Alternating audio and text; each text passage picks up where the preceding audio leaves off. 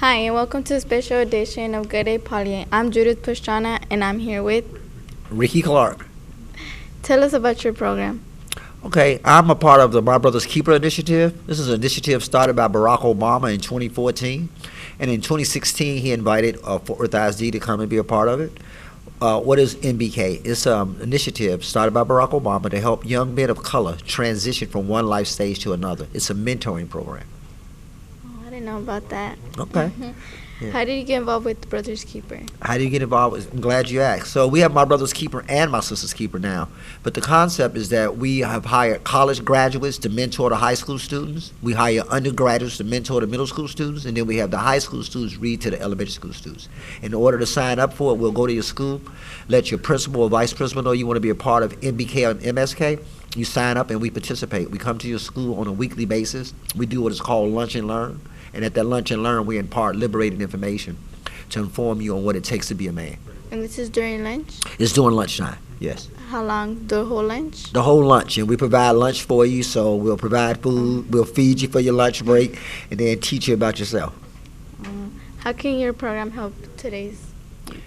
One of the ways I think it can help today's youth is letting them know about who they are. We have a concept. In order for you to be a man, you got to see a man. In order to be a woman, you got to see a woman. So you can't lead where you don't go and can't teach what you don't know.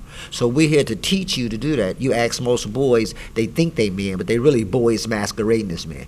And so our job is to go in there and teach them what a man is. We tell them that a man is a male who acts, thinks, and lives responsible. Anytime you're not acting, thinking, and live responsible, it's a boy masquerading as a man.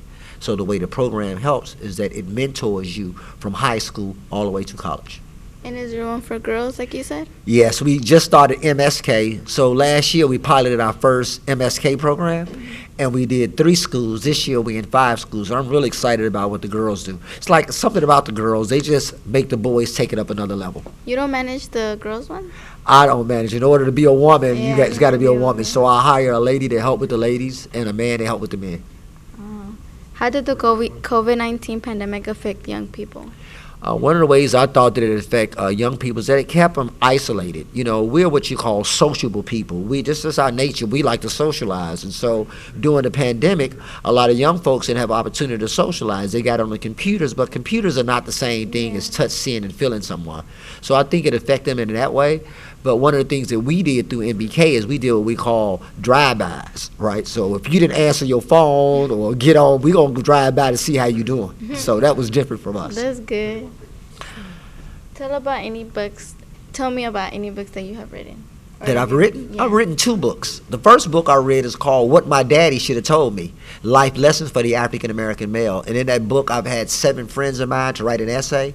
We had an essay that talks about certain things. So it talks about what it takes to be a man, why is education important, the importance of having a spiritual life, what to do when stopped by the police, how to pay for child support, and then it has 7 books that talk about manhood, 7 movies you should watch, and 7 documentaries. And then I had 7 friends to write an essay each. That's the first book. That's the first book. And the second book? And my second book is called From Kindergarten to 12th Grade, Can Equal 13 Years a Slave. And the concept of that, I got it when I went to the White House. I asked a question, and in school, if you could think of a book from kindergarten to 12th grade that's required reading that speaks positive about people of color, and the answer was no.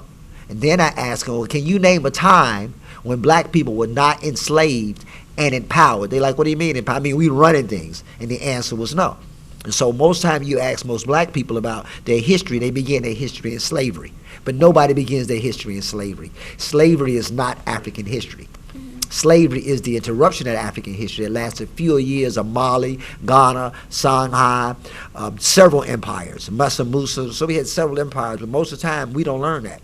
If I would ask you, most of the time you can't name a time when we were not enslaved and empowered. So I began to impart liberated information. And in that book, there are 50 questions that you should know. And then I gave 50 books you should read, 50 documentaries, and 50 movies you should watch. I know, I'm going to read those books.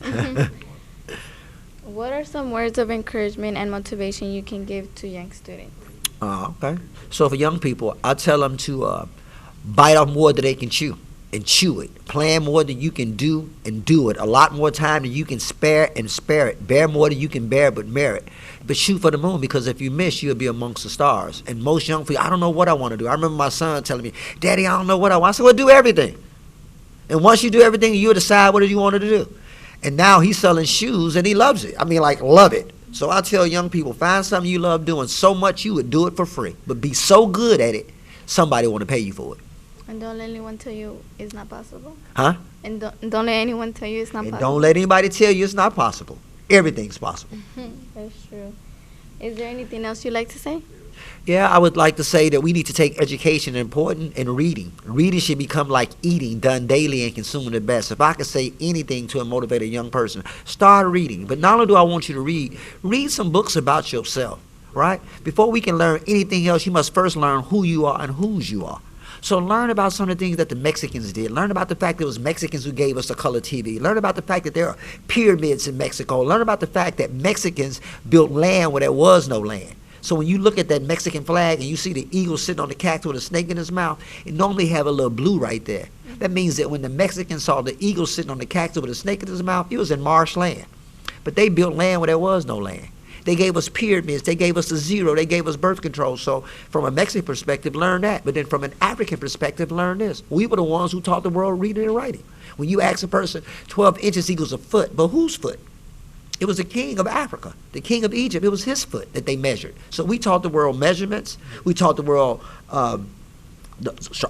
geography, astrology. Remember, the pyramid sits in the center of the earth.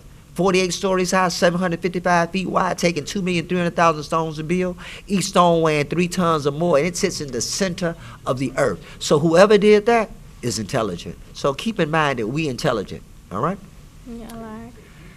Okay, thanks for joining us today in special edition of A Good Day Polly. I'm your host, Judith Pastrana, and I'm also here with Rickie Clark. Have a good day. All right.